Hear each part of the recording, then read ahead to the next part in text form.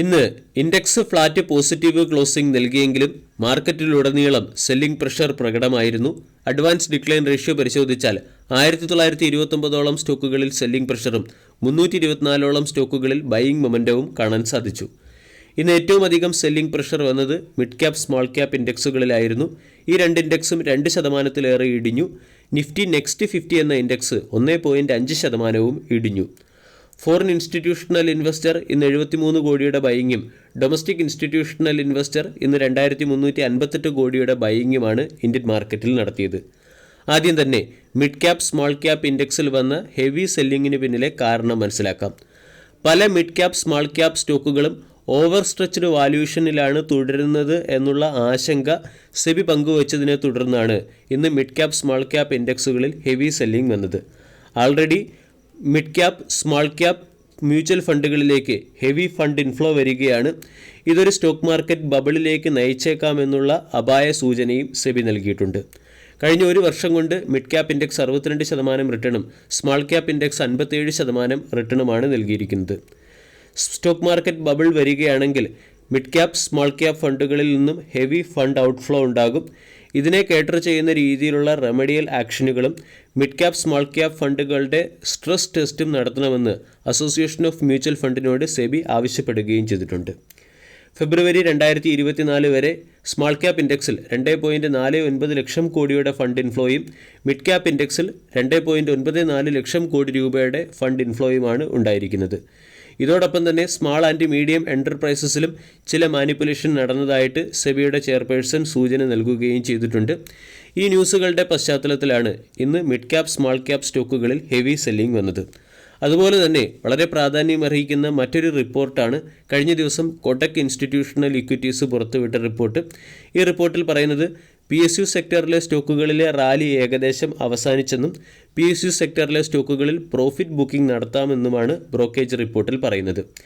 Public സെക്ടറിലെ പീർ കമ്പനികളുമായി താരതമ്യപ്പെടുത്തുമ്പോൾ PSU സെക്ടറിലെ കമ്പനികളിൽ സ്ട്രക്ചറൽ റീഫോംസോ അല്ലെങ്കിൽ ഫണ്ടമെൻ്റൽസിൽ മാറ്റമോ ഒന്നും വന്നിട്ടില്ല. അതേസമയം പ്രൈവറ്റ് സെക്ടറിലെ പീർ കമ്പനികളുമായി താരതമ്യപ്പെടുത്തുമ്പോൾ PSU സ്റ്റോക്കുകൾ മാസീവ് റിട്ടേൺ നൽകുകയും ചെയ്തു. ഈ മാസീവ് റിട്ടേൺ നൽകാനുള്ള പ്രധാന കാരണം മീഡിയം ടേം ഏണിംഗ് എസ്റ്റിമേറ്റ്സിനെ കുറിച്ചുള്ള ഓവർ ഒപ്റ്റിമിസ്റ്റിക് ആയിട്ടുള്ള അസംഷനും കമ്പനിയുടെ ബിസിനസ് മോഡൽസിനെ കുറിച്ചും അതുപോലെ തന്നെ ടെർമിനൽ വാല്യൂസിനെ കുറിച്ചുമുള്ള അൺറിയലിസ്റ്റിക് ആയിട്ടുള്ള വാല്യൂഷൻ അപ്രോച്ച് മൂലമാണ്. ഇതോടൊപ്പം തന്നെ ഗവൺമെൻറ്റിൻ്റെ ചില പോളിസികളെയും റെഗുലേഷൻസിനെയും പലരും അൺറിയലിസ്റ്റിക് നെറേറ്റീവ്സ് വഴി PSU സ്റ്റോക്കുകളെ ഉയർത്തുകയും ചെയ്യുന്നു.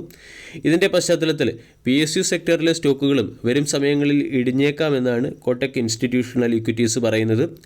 അതുകൊണ്ട് PSU സെക്ടറിലെ സ്റ്റോക്കുകളിൽ പ്രോഫിറ്റ് ബുക്കിംഗ് ആരംഭിക്കാമെന്നും കോട്ടക് ഇൻസ്റ്റിറ്റ്യൂഷണൽ ഇക്വിറ്റീസ് പറയുന്നു.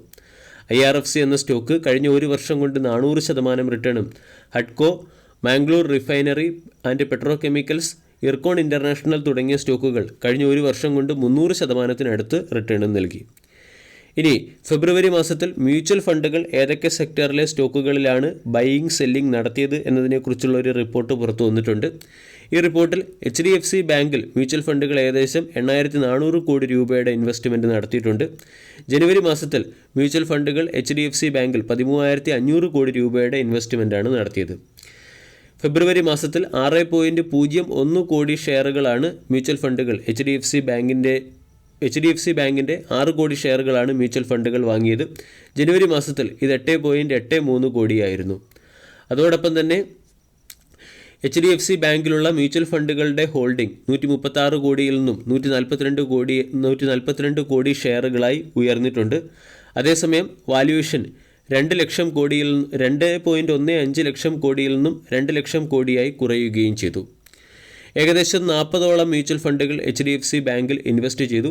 അതേസമയം ചില മ്യൂച്വൽ ഫണ്ടുകൾ HDFC ബാങ്കിൽ സെല്ലിംഗ് നടത്തുകയും ചെയ്തു. കോണ്ട് മ്യൂച്വൽ ഫണ്ട് ഏകദേശം 1.95 ലക്ഷം ഇക്വിറ്റി ഷെയറുകൾ സെൽ ചെയ്തു. ICICI പ്രൊഡൻഷ്യൽ ആയിരുന്നു ഏറ്റവും അധികം ബൈയിങ് നടത്തിയിരിക്കുന്നത്. ICICI പ്രൊഡൻഷ്യൽ ഏകദേശം 2983 കോടി രൂപയുടെ ഷെയറുകളാണ് HDFC ബാങ്കിൻ്റേതായി വാങ്ങിയത്. നിപ്പോൺ ഇന്ത്യയും HDFC മ്യൂച്വൽ ഫണ്ടും ഏകദേശം 1043 കോടിയുടെയും 917 കോടിയുടെയും ബൈയിങ് നടത്തി. HDFC ബാങ്കിൽ ഏറ്റവും അധികം ഇൻവെസ്റ്റ്മെൻറ്റ് നടത്തിയിരിക്കുന്ന mutual fund company SBI mutual ഫണ്ടാണ്. SBI മ്യൂച്വൽ ഫണ്ടിന് HDFC ബാങ്കിൻ്റെ 51,248 കോടി ഷെയറുകളുണ്ട്. ഇതിനുശേഷം HDFC mutual fund, ICICI prudential mutual fund തുടങ്ങിയ കമ്പനികൾക്കും HDFC ബാങ്കിൽ സബ്സ്റ്റാൻഷ്യലായ ഹോൾഡിംഗ് ഉണ്ട്. ഇതോടൊപ്പം തന്നെ HDFC ബാങ്കിന് ഒരു പ്രമുഖ റേറ്റിംഗ് ഏജൻസിയായ സിറ്റി ഗ്രൂപ്പ് ബൈ എന്ന റേറ്റിംഗും 2050 രൂപയുടെ ടാർഗറ്റ് നൽകി. കറണ്ട് മാർക്കറ്റ് പ്രൈസിൽ നിന്നും 44% അപ്സൈഡിലുള്ള ടാർഗറ്റാണ് നൽകിയിരിക്കുന്നത്. HDFC ബാങ്കിന് മോർഗൻ സ്റ്റാൻലി ബൈ എന്ന റേറ്റിംഗും 2110 രൂപയുടെ ടാർഗറ്റ് നൽകിയിട്ടുണ്ട്. Double digit home loan sales ഗ്രോത്തിൻ്റെ പശ്ചാത്തലത്തിലാണ് മോർഗൻ സ്റ്റാൻലി ബൈ എന്ന റേറ്റിംഗ് നൽകിയിരിക്കുന്നത്. HDFC ബാങ്ക് കൂടാതെ മ്യൂച്വൽ ഫണ്ടുകൾ Reliance Industries, L&T, Kotak Mahindra bank, Indian Oil Corporation, Bharti Airtel, IndusInd bank, TCS തുടങ്ങിയ സ്റ്റോക്കുകളിലും ബൈയിങ് നടത്തി. മിഡ് ക്യാപ് സെക്ടറിൽ മ്യൂച്വൽ ഫണ്ടുകൾ വേൾപൂൾ ഇന്ത്യ, കല്യാൺ ജുവലേഴ്സ് തുടങ്ങിയ സ്റ്റോക്കുകളിലാണ് ബൈയിങ് നടത്തിയത്. Sun Pharma, NTPC, Mahindra and Mahindra തുടങ്ങിയ സ്റ്റോക്കുകളിൽ മ്യൂച്വൽ ഫണ്ട് സെല്ലിംഗ് നടത്തുകയും ചെയ്തു. ഇന്റർഗ്ലോബ് ഏവിയേഷനിലും SBIയിലും മ്യൂച്വൽ ഫണ്ട് സെല്ലിംഗ് നടത്തിയിട്ടുണ്ട്. മ്യൂച്വൽ ഫണ്ടുകളുടെ ബൈയിങ് ഡാറ്റ പരിശോധിച്ചാൽ 8,420 കോടിയുടെ ബൈയിങ് ആണ് HDFC ബാങ്കിലെ ഷെയറുകളിൽ മ്യൂച്വൽ ഫണ്ട് നടത്തിയത്.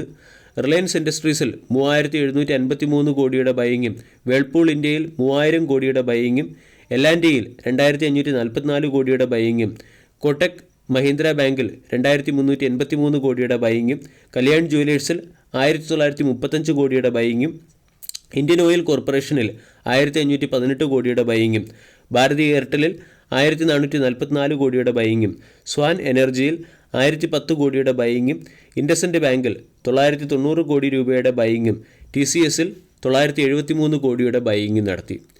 ഇനി മ്യൂച്വൽ ഫണ്ടുകൾ ഫെബ്രുവരി മാസത്തിൽ സെല്ലിംഗ് നടത്തിയത്, ഏറ്റവും അധികം സെല്ലിംഗ് നടത്തിയത് സൺ ഫാർമസ്യൂട്ടിക്കൽ ഇൻഡസ്ട്രീസിലാണ് 2,283 കോടിയുടെ സെല്ലിംഗ്. NTPCയിൽ 1,889 കോടിയുടെ സെല്ലിംഗ് നടത്തി. മഹീന്ദ്ര ആൻഡ് മഹീന്ദ്രയിൽ 1,690 കോടിയുടെയും, SBIയിൽ 1,342 കോടിയുടെയും, ഇന്റർഗ്ലോബ് ഏവിയേഷനിൽ 1,380 കോടിയുടെയും, PNBയിൽ 1,301 കോടിയുടെയും, ICICI ബാങ്കിൽ 1,277 കോടിയുടെയും, NMDCയിൽ 1,230 കോടിയുടെയും, DLFൽ 1,187 കോടിയുടെയും, NHPCയിൽ 1,148 കോടിയുടെയും സെല്ലിംഗ് നടത്തി. മ്യൂച്വൽ ഫണ്ടുകളുടെ ബൈയിങ് സെല്ലിംഗ് ഡാറ്റ ഇൻവെസ്റ്റേഴ്സിനെ സംബന്ധിക്കുന്ന ഒരു പ്രധാനപ്പെട്ട ഡാറ്റയാണ്. ഏതൊക്കെ സ്റ്റോക്കുകളിൽ നമ്മളിപ്പോൾ പൊസിഷൻ എടുക്കണ്ട എന്നുള്ള ഒരു റെഫറൻസ് ആയിട്ട് നമ്മൾക്ക് ഈ ഡാറ്റയെ അവലംബിക്കാവുന്നതാണ്. വീഡിയോ എല്ലാവർക്കും ഇഷ്ടമായി എന്ന് വിശ്വസിക്കുന്നു. താങ്ക്